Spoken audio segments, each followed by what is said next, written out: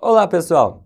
Agora no nosso projeto de 200 questões para o exame de ordem, nós vamos tratar de um tema que cai muito nas provas da OAB, que é o tema Direitos do Advogado. Um tema muito bacana de se estudar, afinal de contas você vai se tornar um advogado e tem que saber quais são os seus direitos.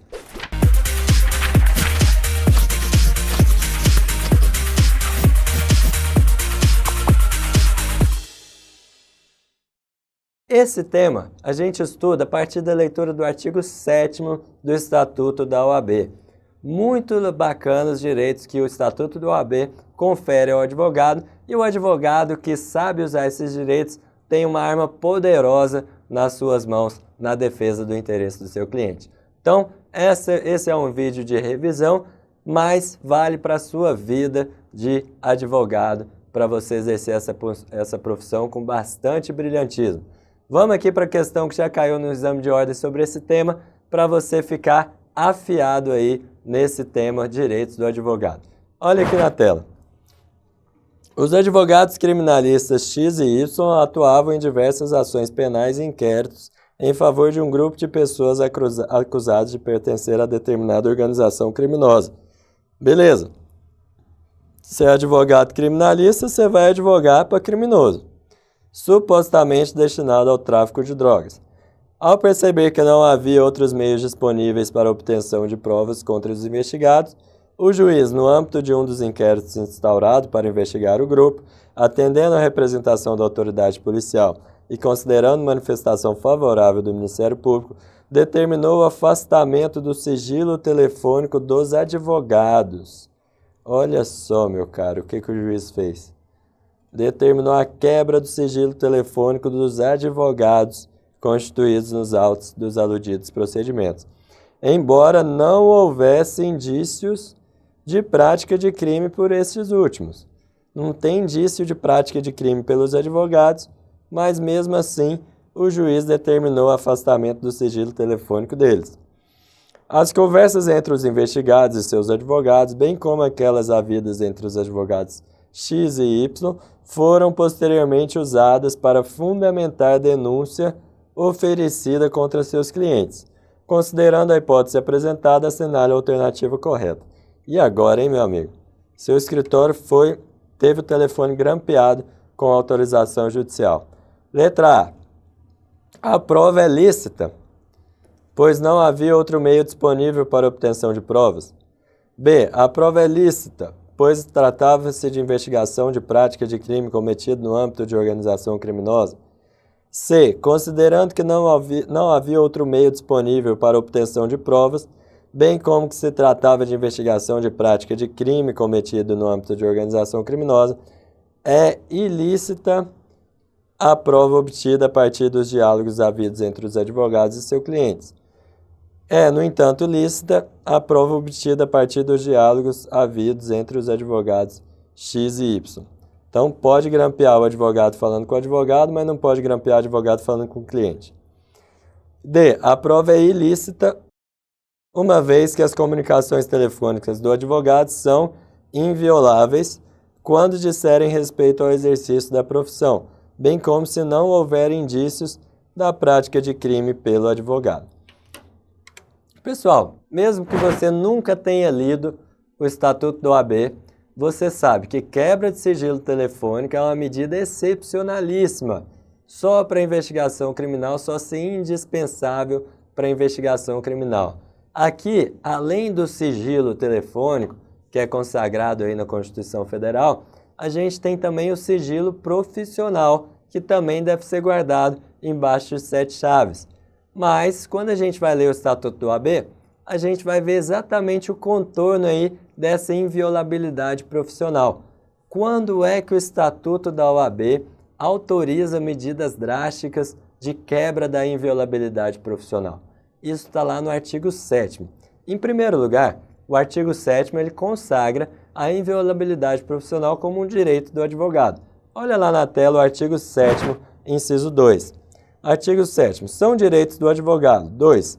A inviolabilidade de seu escritório ou local de trabalho, bem como de seus instrumentos de trabalho, de sua correspondência, escrita, eletrônica, telefônica e telemática, desde que relativas ao exercício da advocacia. Então aqui está resguardado a inviolabilidade telefônica, a inviolabilidade de e-mails também, tá? Desde que relativas ao exercício da advocacia. Obviamente que se você estiver usando seu escritório lá para cometer crime, isso aqui você não está usando para exercer a advocacia, né? E aí lá nos parágrafos 6º e 7º que a gente vai ver quando é que essa inviolabilidade pode ser excepcionada. Olha o parágrafo 6º. Presentes indícios de autoria e materialidade da prática de crime por parte do advogado. Então, só se tiver indício de autoria e materialidade da prática de crime pelo advogado e não pelos seus clientes, a autoridade competente poderá decretar a quebra da inviolabilidade que trata o inciso 2. Em decisão motivada, expedindo mandado de busca e apreensão específico e pormenorizado a ser cumprido na presença de representante da OAB, sendo, em qualquer hipótese, vedada a utilização de documentos, mídias e objetos pertencentes aos clientes do advogado averiguado, bem como dos demais instrumentos de trabalho que contêm informações sobre clientes. Então, qual que é a regra? A regra é a inviolabilidade tanto do escritório como das comunicações do advogado. Qual que é a exceção? A exceção é somente se tiver indícios de prática de crime por parte do advogado, é que o juiz, em decisão fundamentada, motivada, vai definir pormenorizadamente os critérios de uma busca e apreensão no escritório do advogado. Então, não é qualquer hipótese de crime dos clientes do advogado. Não, isso não autoriza a quebra da inviolabilidade do advogado. Tem que ter indícios da prática de crime por parte dos advogados. E aí a decisão tem que ser motivada e o mandado tem que ser pormenorizado. Tem que definir especificamente qual é o objeto dessa busca e apreensão, dessa quebra de sigilo. E além disso, a polícia, se o juiz der um mandado de busca e apreensão, a polícia não pode entrar no escritório e fazer uma devassa e levar todos os documentos de todos os clientes. Tem que se proteger os dados dos clientes que estão ali no escritório, pois esses dados são sigilosos, são decorrentes da relação de confiança entre ele e o seu advogado e não podem ser devassados pela polícia. Nesse último caso, existe uma única exceção. Olha aqui o parágrafo 7º. A ressalva constante do parágrafo 6º deste artigo não se estende a clientes do advogado averiguado que estejam sendo formalmente investigados como seus partícipes ou coautores pela prática do mesmo crime que deu causa à quebra da inviolabilidade. O que é isso? A regra é a seguinte: quando a polícia pega o mandado de busca e apreensão, ela não pode fazer uma devassa em todos os arquivos de todos os clientes desse escritório, exceto se um desses clientes ou dois estiverem sendo investigados pelo mesmo crime em coautoria ou participação com o advogado. Então, vamos supor, você é advogado do João, do Pedro e do Manuel. João é traficante de drogas. Pedro está acusado de homicídio e Manuel acusado de corrupção.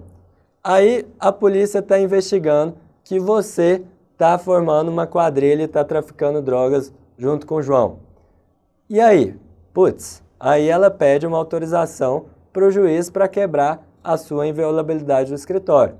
O juiz pode deferir sim, só que ao deferir esse mandado de busca e apreensão, a polícia só vai poder entrar no seu escritório para apreender documentos de João, do cliente João. Ela não pode mexer nos documentos do cliente Pedro e do Manuel, que não tem nada a ver com essa investigação criminal. A investigação criminal que está em jogo aqui é a que investiga se você tem participação com o João no tráfico de drogas. Aí sim, os documentos do cliente João podem ser devassados pela polícia e apreendidos pela polícia. É isso que o Estatuto da OAB diz sobre a inviolabilidade do escritório e das comunicações. A gente volta para a questão e agora fica fácil. Aqui lembrando, não existiam indícios de prática de crime por parte dos advogados. Se não existir indício de prática de crime por parte dos advogados, essa quebra aí de sigilo é ilícita. Ilícita. A prova é ilícita, uma vez que as comunicações telefônicas do advogado são invioláveis quando disserem respeito ao exercício da profissão, bem como se não houver indícios da prática de crime pelo advogado. Então, por isso, a prova é ilícita. Mais uma vez, se você nunca tivesse lido o Estatuto da OAB, você já descartaria essas duas aqui. Não é só porque não tem outros meios para investigar que você vai poder sair quebrando sigilo e etc. Também não é só porque o crime é grave que as regras de quebra de sigilo são flexibilizadas. Então, essas duas aqui você já corta direto. Aqui está falando que é lícita a escuta entre os advogados? Claro que não. Inviolabilidade do exercício da profissão. Então, a prova é ilícita porque não havia indícios da prática de crime por parte do advogado. Gabarito, letra D de dado. Então, com isso, a gente encerra essa dica aqui sobre direitos do advogado, matéria muito importante para a sua prova, para o seu exame de ordem. Muito obrigado, sucesso aí na sua prova e grande abraço.